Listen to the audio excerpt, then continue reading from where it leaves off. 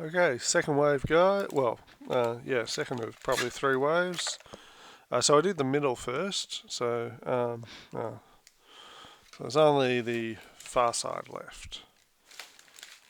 Yeah, kind of open things everywhere in this also. Okay, so pack at the front. Uh, yeah. The other one I kind of took too much time, so Dwarf Berserker. Uh, like that. He's a pretty cool cut. Okay, we got a foil lands. So, like I said, well, anyway, it's a full snow-covered plains.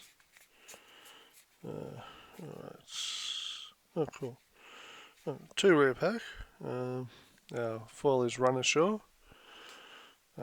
We have a Cosmiga, God of Voyage. Yeah. Given the name, I'm surprised it seems to be male. So there's another side, sorry, as well. So, which is a boat, which makes sense. One and a two for the boat. It's a legendary artifact vehicle, 3/3.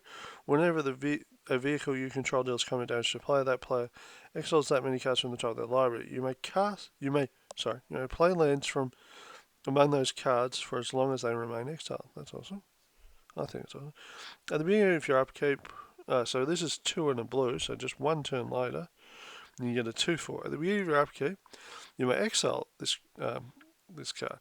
If you do, it gains whenever a land enters the battlefield under your control. If this is exiled, you may put a voyage counter on it.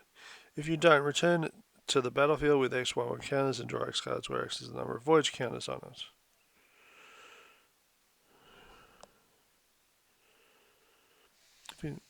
If you don't hit, you may exile. If you do, it gains one.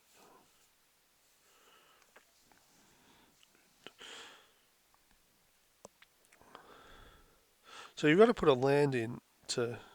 So if you do, it gains whenever. If you don't. So if you exile it. Oh, if you don't exile it, right. Okay, yeah, sure. I think I got it. Anyway, the other one is Saltland Saltland Flinger, sorry. Whenever Saltland Flinger attacks, you may sacrifice another creature. When you do, Saltland Flinger deals damage equal to that the sacrifice creature's power to any target. If the sacrificed creature was the giant, it deals twice that many damage. Okay, it costs 3 and double red, and it's a 4/6. No, wrong things.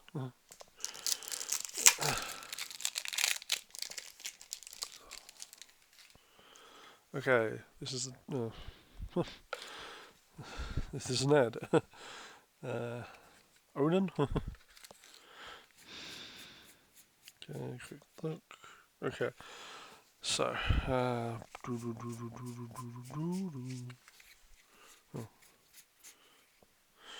Okay, we have Showdown. It's Showdown of the Skalds as a rare, and it is exile the top 4 cards of your library until the next turn. Your next turn, you may play those cards. Whenever you cast a spell, put a 1/1 counter on target creature you control. We've also got King Nafi's Betrayal. Nafi's actually an uncommon. Each player mills 4 cards, then you may exile a creature or a planeswalker card from among them. Until end of turn, this is for 2 and 3. Until end of turn, you may cast spells from among cards exiled with King of Night with this card, and you may spend mana as though it were any colour to cast those spells. So you get to. And our rare is a 4. It is Tundra Fumarole. Deals 4 damage to target creature or player. If you add colourless for each snow you spent to cast the spell, until end of turn, you don't lose this mana as steps and phases ends. But do you lose it at? You'd lose it in next upkeep, wouldn't you? So. Would be how I'd see that, to be honest. Like the next player's upkeep. So it is till end turn, you don't lose mana as it steps and phases. Oh, until Yeah, until end of turn. So basically your opponent's turn, you have mana in their upkeep, which is, that's how I read that. Yes, a wolf. Okay, just a quick look. Okay, alright. Okay. Okay, so where is Drugger Necromancer? Actually, I think these have more colour than the ones that you sort of open from normal packs here. We had quite a few which were kind of like colours for the snow guys. 3 and a black is a snow creature zombie cleric. If a non-token creature an opponent controls would die, exile that card with an ice counter on it. You may cast spells from among cards in exile your opponent owns with ice counters on them, and you may spend mana from snow sources. So mana of any colour to cast those spells. So there need to be snow sources to get the colours. Poison the Cup is the foil. It's got a foretell, and again scry if you foretell. It's destroy target creature. You can look up the rest of it.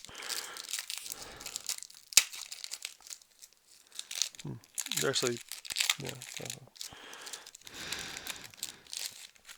Okay. So, I should be probably holding them all like that because that's how they all come out, you know. Cool.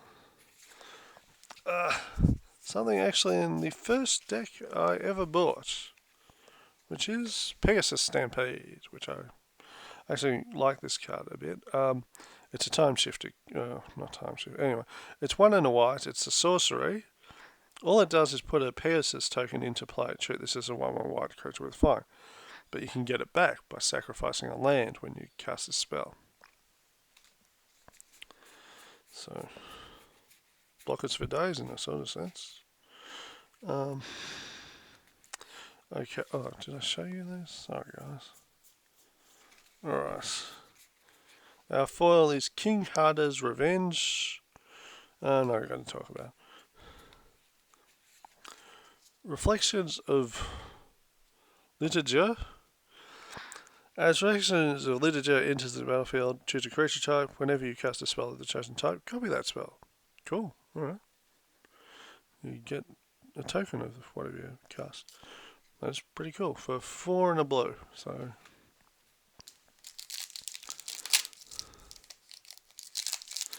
yeah. So there are the Lorwyn stuff where you got enchantments and things that were also creature types. I assume you copy those too. Makes sense. Okay. Yes.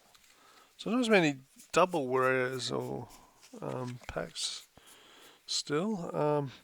So our mythic here is Coma, the Cosmos Serpent. Is pretty cool. You can't be countered at the beginning of your upkeep. At the beginning of each upkeep, so your opponent's upkeep too, you get a 3/3 serpent. Now, when you've got the ability to sacrifice serpents, including himself. Oh, another serpent, sorry, not including himself. Tap target opponent, its activated abilities can't be activated this turn. It also has, you can sacrifice it too to do this as well. Well, there's another instance. He gains indestructible. So he's very protected unless you kill him on your opponent's turn that they cast him. So this shapeshifter, which was pretty cool when I played it, I thought so. So we have the poison guy, the one poison guy I think in the set, or gives poison or allows things to be poisoned based on Death Touch in the other art. Oh, we're really running out of time, guys, so I've got to speed things up. And stop making so much of a mess. Well, whatever that is. I think it goes around that way. And the lands are foil this time. Land's always at the front, guys, even if they're foil. There's a foil at the back too. Oh, no, there wasn't. Oh no. You can get 2 foils in the pack, guys, because the last card was a foil. The ox. I am an ox that drives a car. Shouldn't that be a Minotaur? Someone was kind of going on about that at some stage. Okay, so I've got a Flippy Land, green, black.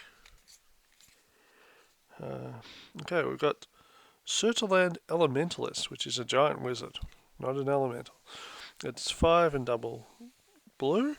As an additional cost to cast this spell, reveal a giant from your hand or pay 2. Jeez, so you need a giant in the hand as well, or you're paying 7 and double blue. Whenever it attacks, you may cast an instant or sorcery spell from your hand without paying its mana cost. Oh, that's pretty cool. Cool effect. Just making sure it's on double rare pack. Yep, cool. So 2 to go. Something? I have no idea. Doubles. Alright. Okay. So there are a whole bunch of like uncommon lands. We got one here that it kind of have effects and stuff. But we got Old Growth Troll as our rare.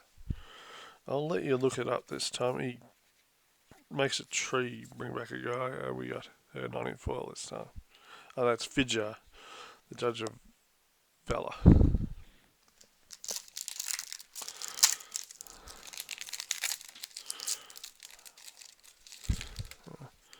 It's a bear token.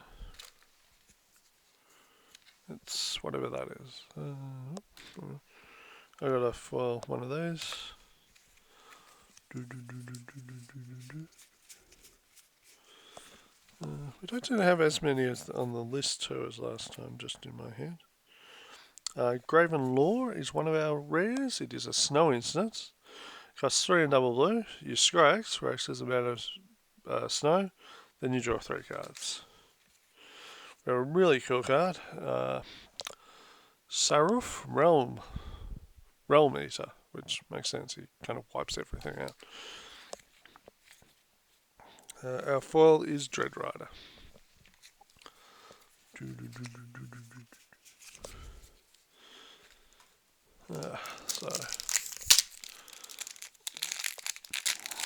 Okay. Our token's a treasure.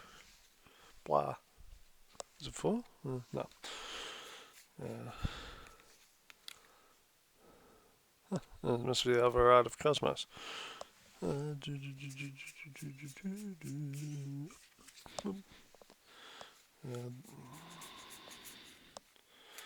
Okay, so we've got Emmastrung Predator, which is really good. It can sack a creature to give itself indestructible. Is basically whenever it taps, it taps 2. Whenever it taps, take a card from a graveyard and make him bigger. So that's really good. You gotta remember when it's just tap, not attacks. So tap. 2 in black and a red. And how it's worded is exile up to 1 target card from a graveyard and put a 1/1 counter on. So exile up to 1. So could you exile none with this and still put a counter? It's an interesting sort of thing. Our rare is Doomscar Titan. Okay, that's it on this part. So let's just go move the quick button.